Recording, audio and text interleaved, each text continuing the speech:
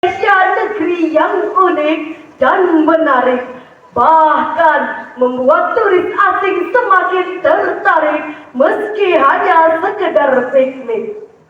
Tentunya keberagaman ini harus dikelola dengan tepat agar masyarakat dapat hidup rukun dan bersahabat.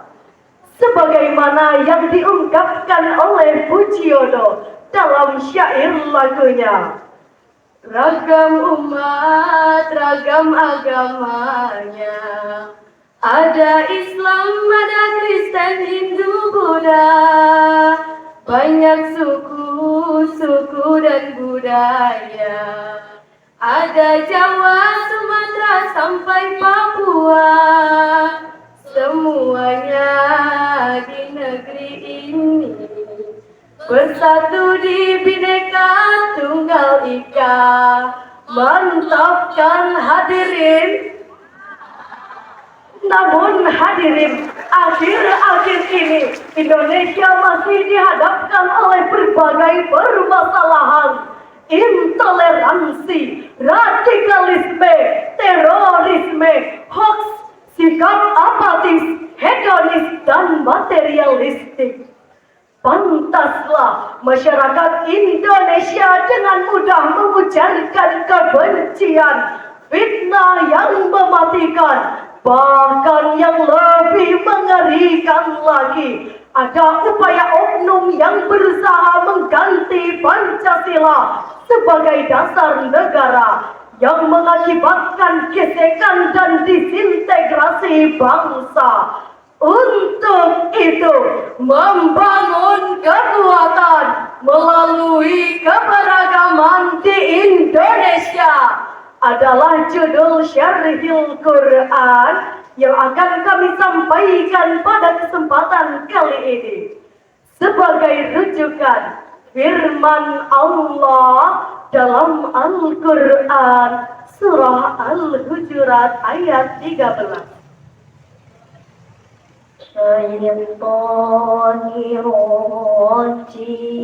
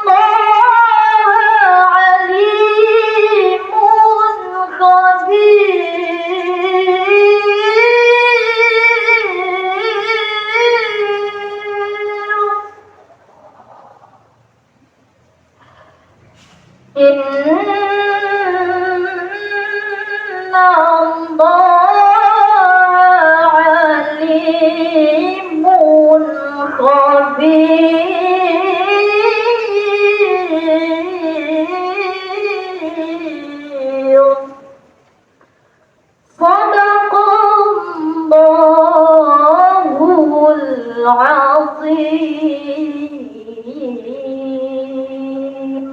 Aku berlindung kepada Allah, jauh dari godaan setan yang terkutuk. Dengan menyebut nama Allah yang Maha Pengasih lagi Maha Penyayang. Wahai manusia, sesungguhnya kami telah menciptakan kamu dari seorang laki-laki dan seorang perempuan. Kemudian kami jadikan kamu berbangsa-bangsa dan bersuku-suku, supaya kamu saling mengenal. Sesungguhnya yang paling mulia di antaramu di sisi Allah ialah orang yang paling bertakwa. Sesungguhnya Allah Maha mengetahui, Maha teliti. Maha benar Allah dan Maha agung dengan segala firman-Nya. Hadirin, Syekh Abu Ja'far Muhammad bin Jarir At-Tabari dalam tafsir Jami'ul Bayan fi Ta'wilil Quran jilid 22 halaman 311 menegaskan, syu'ub dari kalimat waja'alnakum syu'uban wa qabail adalah nasabul ba'id, nasab yang jauh, sedangkan qabail adalah al-afghazul akbar, rumpun yang paling besar. Profesor Dr. Muhammad Quraisyha dalam tafsir Al-Misbah halaman 261 menjelaskan bahwa syu'ub dan qabail adalah struktur sosial yang paling besar dan beragam, yaitu suku dan bangsa, yang menurut Sayyid Qutb dalam tafsir fi Zilalil Quran jilid 6 halaman 401 sampai 402, lita'arafu adalah suatu keharmonisan yang dimulai dengan saling mengenal, yang fungsinya lil musyarikah baina isnaini fa'atsar. Namun hadirin, akhir-akhir ini Indonesia masih dihadapkan oleh konflik intoleransi. Berbeda partai politik, kita saling mengkritik. Berbeda suku dan agama membuat permusuhan dengan tetangga. Bahkan berbeda ras dan budaya membuat kita saling menghina. Hadirin, intoleransi juga mulai menggerogoti generasi. Tawuran antar pelajar hingga mengorbankan nyawa. Rasisme di kalangan mahasiswa membuat Papua membara. Prasangka dan curiga antar umat beragama yang berujung dengan pembakaran vihara, Kerusakan masjid dan pura. pembubaran paksa jemaat gereja, bahkan penyerangan terhadap ulama. Na'udzubillah. Apakah kita tidak malu, hadirin, kepada para syuhada pahlawan bangsa?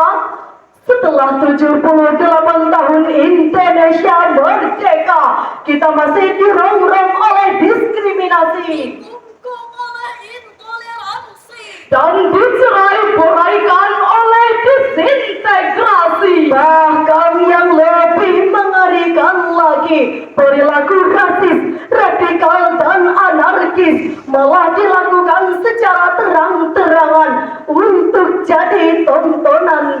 is nastaghfirullah.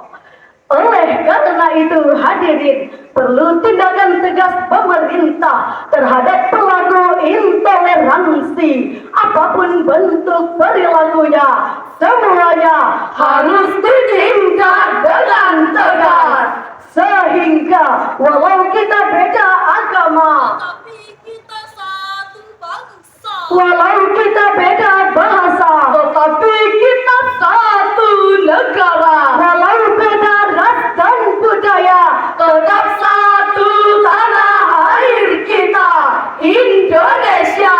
Setuju? Dengan demikian hadirin, perang yang kita hadapi saat ini bukanlah perang mengusir penjajah, bukan perang bersenjata. Tetapi perang fitnah dan adu domba. Perang berita hoax dan ujaran kebencian yang menimbulkan perpecahan bangsa. Pantaslah Presiden Soekarno pernah berkata, "My struggle is easier than you because I repel the invaders while you shoot against your own people." Perjuanganku lebih mudah dari kamu semua. Karena aku mengusir para penjajah, sedangkan kamu harus melawan bangsamu sendiri. Hadirin, sebagai kesimpulan, yang pertama, keberagaman dan kekayaan di Indonesia adalah suatu keniscayaan yang mestinya diterima oleh seluruh rakyat Indonesia. Yang kedua, perlu tindakan tegas pemerintah terhadap pelaku intoleransi, apapun bentuk perilakunya. Kepada seluruh rakyat Indonesia, mari kita dukung pemerintah bersatu membangun kekuatan melalui keberagaman. Mari kita rawat keberagaman dalam bingkai Bhinneka Tunggal Ika. Demikian dan sekian. Terima kasih atas segala perhatian. Mohon maaf atas segala kekurangan. Sampai jumpa. Wabillahi taufiq wal hidayah. Wassalamualaikum warahmatullahi